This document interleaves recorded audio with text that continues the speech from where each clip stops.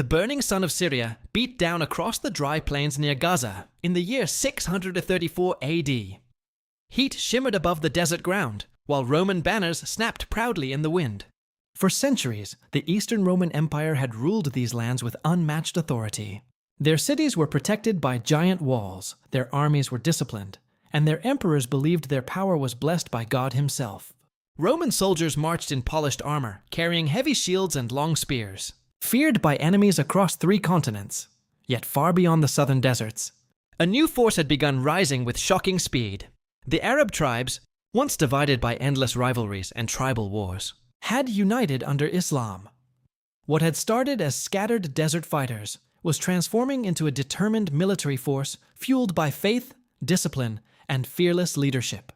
Their victories across Arabia spread rapidly, alarming neighboring kingdoms and empires. When news reached Byzantine commanders that Muslim forces were advancing toward Palestine, many Roman officers laughed openly. To them, the Arabs were little more than desert raiders who could never challenge the professional armies of Rome. Confident in their superior numbers and equipment, imperial generals quickly assembled thousands of elite soldiers near the small village of Dathin.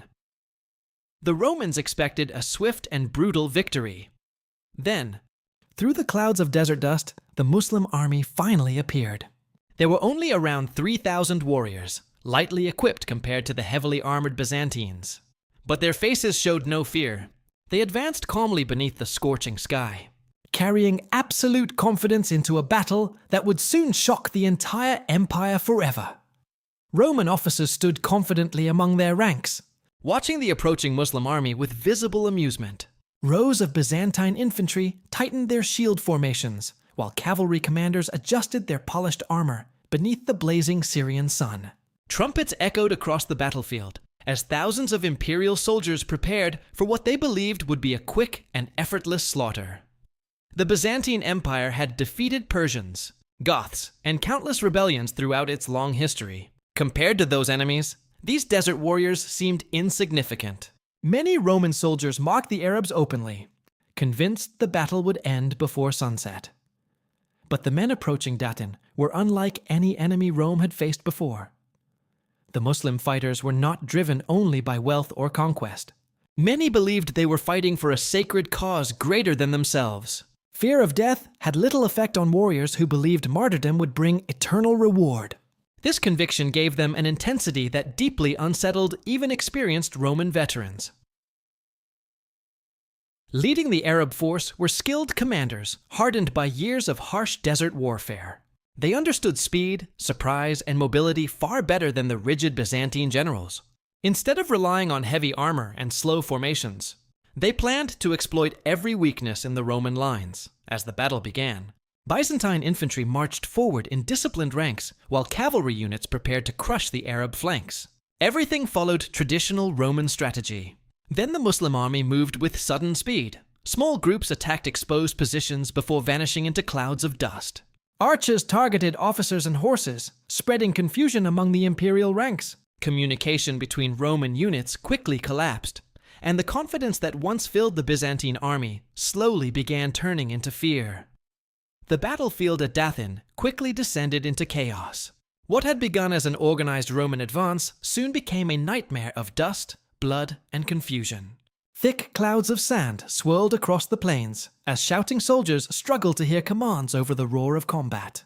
Horses screamed in terror while arrows rained down upon the Byzantine ranks. The Roman formations that once looked unstoppable were beginning to crack. Muslim fighters moved with incredible speed across the battlefield, striking weak points before the Byzantines could react. Instead of remaining locked in direct combat against heavily armored infantry, the Arabs attacked exposed flanks, isolated groups, and vulnerable officers.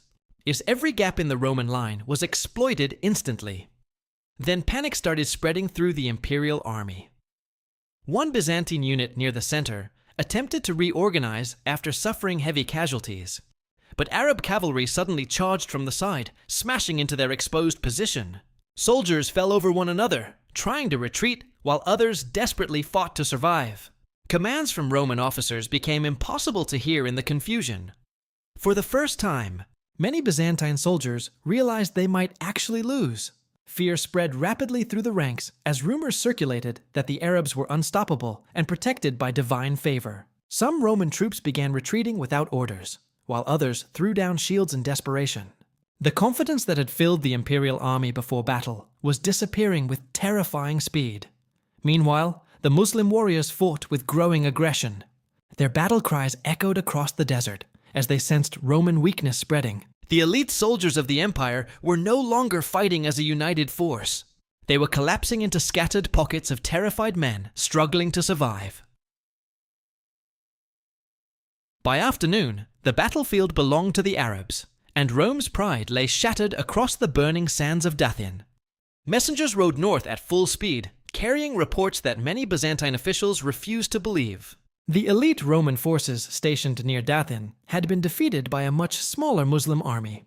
At first, imperial commanders dismissed the news as exaggeration born from panic and confusion. Rome had ruled these territories for centuries, and its professional armies were considered among the strongest in the world.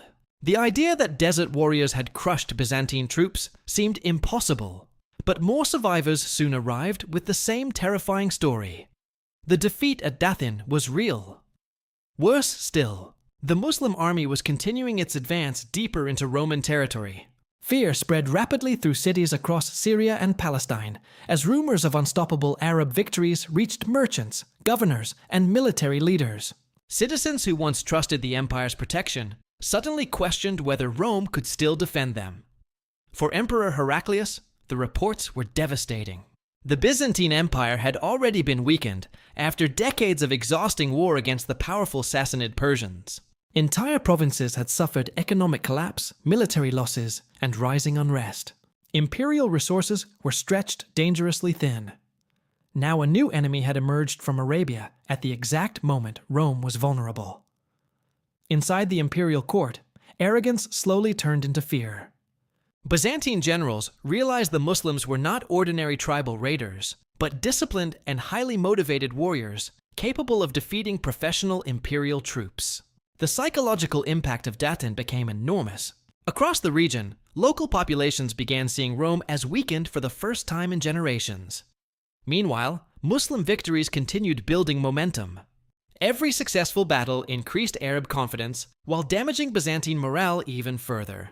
What happened at Dathin was no longer viewed as a minor defeat. It was the beginning of a historic crisis that threatened the future of the empire itself. Historians have spent centuries trying to understand how a force of roughly 3,000 Arab warriors managed to defeat Rome's elite soldiers at Dathin. On paper, the Byzantine army appeared far superior in armor, training, and battlefield experience. Yet the battle revealed weaknesses inside the empire that many Roman leaders failed to recognize until it was too late. One of the greatest advantages held by the Muslim army was mobility. The Arab fighters moved rapidly across the battlefield, attacking weak points before disappearing into the dust and striking somewhere else moments later. Byzantine forces relied heavily on rigid formations and coordinated movements that worked well in traditional warfare. But those tactics struggled against fast-moving desert fighters who adapted instantly to changing situations. Morale also played a decisive role. Many Byzantine soldiers fought because they were ordered to defend imperial territory. The Muslim warriors, however, believed they were fighting for a sacred mission. Their faith created extraordinary courage during battle. Even when facing heavily armored Roman troops, they continued attacking fearlessly, shocking soldiers who expected them to retreat. Leadership became another major factor. Arab commanders understood desert warfare perfectly. They knew how to use terrain, speed, surprise attacks, and psychological pressure against larger armies. Byzantine generals underestimated their enemy from the very beginning, and that mistake proved disastrous.